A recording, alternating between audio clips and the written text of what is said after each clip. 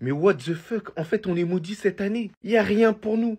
Rodrigo, à peine remis de blessure, il rechute. Alors qu'il commençait très bien le match. Au niveau des contrôles, au niveau de la percussion. Je ne sais pas là pour l'instant si c'est une blessure à la cuisse ou quoi que ce soit.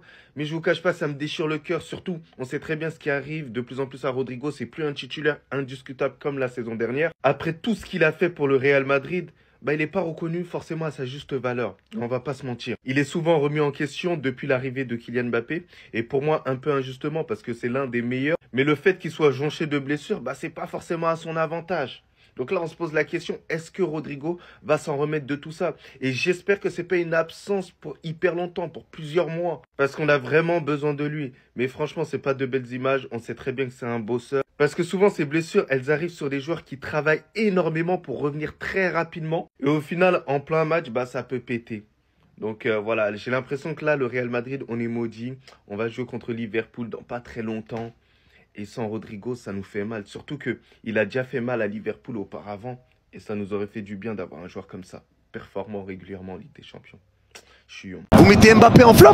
Il y a toujours des choses qui ne vont pas côté Real, notamment les 30 premières minutes du match où c'était pas fameux. T'avais quand même un Real Madrid que tu sentais un peu comme si il y avait rien à faire, comme si c'était pas urgent de gagner. Ils étaient un peu, on va dire, entre guillemets, inoffensifs. Non, Jude est buteur plus passeur. Et merci Augustin pour le 5e mois de sub. Yo, tu prends qui à Paris en neuf s'il n'y a pas Gyökeres? Bonne question, j'en sais rien. Merci beaucoup frérot, mais là je suis pas sur ça Augustin. Merci ma biche. Là j'avoue que je suis déconnecté là un peu. C'est plus Mbappé. Les gars, attends. Les gars, pour vous, qui sont les 3 flops du match là aujourd'hui? Gros match de Bellingham, ça relance sa saison. Tu vois, quand tu mets Bellingham dans le cœur du jeu, c'est ça. Parce qu'il t'a fait un vrai appel. Hein. Parce que la passe de Raúl Asensio elle est sublime. Mais l'appel de Jude c'est quelque chose. Hein. Mbappé en premier. C'est la mi-temps, sauf retournement de situation, je vais pas faire de vidéo parce qu'en vrai ils ont déjà plié. Bellingham a enfin marqué son premier but. Après 20 minutes compliquées, le Real finalement met 2-0. Vinicius a débloqué le match. Et heureusement qu'il est là parce que son talent fait la différence en fait, ça suffit. Face à Osasuna. Avant qu'on vienne dire que je l'harcèle, sérieusement, il se rend utile comment? En fait, c'est quoi l'utilité de Kylian sur le terrain? Genre, il sait pas comment se sentir utile pour les autres. Les autres savent pas comment répondre à ce truc-là sur le terrain. Ce qui fait que Bellingham, en fait, il fait l'appel que Mbappé doit faire. Bref, Vinicius, beau but. Rien à dire. Attends de voir l'hypocrisie de certains Madrilènes, hein, parce qu'on les connaît. Ceux qui se réjouissaient de l'absence de Tchouaméni d'ailleurs, parce qu'il y a des Madrilènes dans les créateurs de contenu, Twitter, TikTok, etc., qui se sont réjouis de la blessure de Tchouaméni. Alors qu'il était une valeur sûre pour certains parce qu'il était invaincu dès qu'il était titulaire et que contre le Barça il perdait pas, etc. Militao est blessé. Bon, Rodrigo aussi est blessé, mais bon, c'est pas un défenseur. Et Lucas Vázquez est blessé également. Nous, quand on est arrivé l'année dernière en Ligue des Champions et même en Liga, on nous avait, non, il y a 2 ans, on nous avait dit que oui, non. Moi, je disais que c'était clairement pas une excuse hein, et qu'on devait gagner face aux équipes qui était au-dessus du Barça, même avec les blessés. On a eu 3 défenseurs blessés qu'on venait de recruter à l'été. 2, pardon. Avec Araujo, je sais pas comment je dis 3. Moi, je disais que certes, ça a eu une influence négative dans le jeu, parce qu'on est beaucoup plus fébrile, mais que face à certaines équipes, c'était pas une excuse. On a joué avec Eric Garcia, Piqué, Alonso et la défense en Big 2022. Celui qui nous a fait une Doha de l'opprimé, venant de tous les Madrilènes, pardon. Excuse-nous, pardon. Voilà, pardon, je suis désolé. Mais par pitié, laisse notre club tranquille. Regardez Eder Militao. Il s'est fait les ligaments croisés, c'est quasiment sûr. Fin de saison pour lui. Et ça me fait de la peine.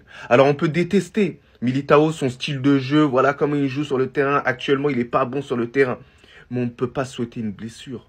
Là, ça me fait mal au cœur. Regardez comment il a hurlé. Ça m'a fait de la peine. Vous le savez très bien, c'est quelqu'un, il mouille son maillot. Il ne lâche rien quand même sur le terrain. Voilà, c'est pas un gars qui est problématique à l'extérieur, il fait le mec. Donc là, j'ai l'impression que la saison, elle va être hyper compliquée. Déjà qu'on n'a plus Alaba, voilà, là, il n'y a plus Militao. Là, maintenant, voilà, il reste que Rudiger. Et franchement, notre défense, elle est quasiment décimée là maintenant. Nacho qui est parti. Au final, est-ce qu'il ne fallait pas le garder au final? Voilà, mais c'est des images, franchement, elles ne sont pas belles à voir. En tout cas, on sera à l'affût des dernières informations pour Militao. J'espère et j'ai encore un espoir que ce soit pas trop grave, qu'il pourra faire un bout de saison. Mais ce sera compliqué. C'est pas possible. On est maudits. On est maudits en fait. Ils veulent pas nous voir heureux cette saison. Blessure de Rodrigo, sortie de Militao, un cri épouvantable. Et j'espère que c'est pas ce que je pense. J'espère que c'est pas les croisés. Mais vu comment il s'est tenu le genou, vu comment il a crié, vu comment il est vite sorti, ça sent vraiment pas bon. À suivre, on va attendre les examens, les nouvelles des médias, les nouvelles du club. Mais ça sent vraiment pas bon pour Eder Militao. On se tient au courant bien évidemment et on pense fort à lui. Le ballon d'or du peuple, messieurs, dames. Vini, Vidi, Vici. Triplé ce soir, sans même regarder en fait, comme son 3e but. La saison du Real Madrid est lancée et son roi vient reprendre sa couronne. Le Real Madrid t'appartient, le Real Madrid est à toi. Vinicius Junior, encore une fois, exceptionnel. Et vous allez me dire, oui, mais c'est contre Osasuna. On avait besoin de ça. On avait besoin de ça.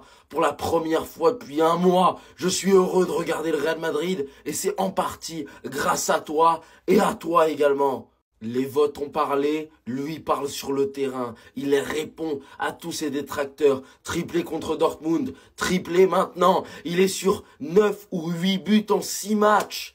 Et le pire, c'est qu'il n'y a pas que ses buts, parce qu'il a été virevoltant, parce qu'il a été tout simplement magnifique. Le Vinicius qu'on aime, quand il est comme ça, aucun joueur de la planète ne s'assoit à sa table, tout simplement.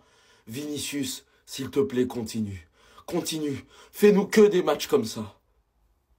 Parce que c'était exceptionnel, en fait.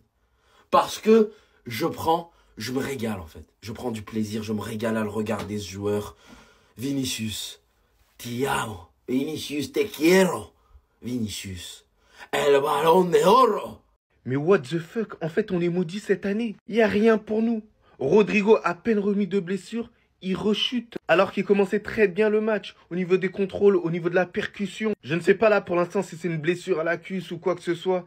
Mais je vous cache pas, ça me déchire le cœur. Surtout, on sait très bien ce qui arrive de plus en plus à Rodrigo. C'est plus un titulaire indiscutable comme la saison dernière. Après tout ce qu'il a fait pour le Real Madrid, il n'est pas reconnu forcément à sa juste valeur. On va pas se mentir. Il est souvent remis en question depuis l'arrivée de Kylian Mbappé. Et pour moi, un peu injustement parce que c'est l'un des meilleurs. Mais le fait qu'il soit jonché de blessures, c'est pas forcément à son avantage. Donc là, on se pose la question, est-ce que Rodrigo va s'en remettre de tout ça? Et j'espère que c'est pas une absence pour hyper longtemps, pour plusieurs mois. Parce qu'on a vraiment besoin de lui. Mais franchement, c'est pas de belles images. On sait très bien que c'est un bosseur. Parce que souvent, ces blessures, elles arrivent sur des joueurs qui travaillent énormément pour revenir très rapidement. Et au final, en plein match, ça peut péter.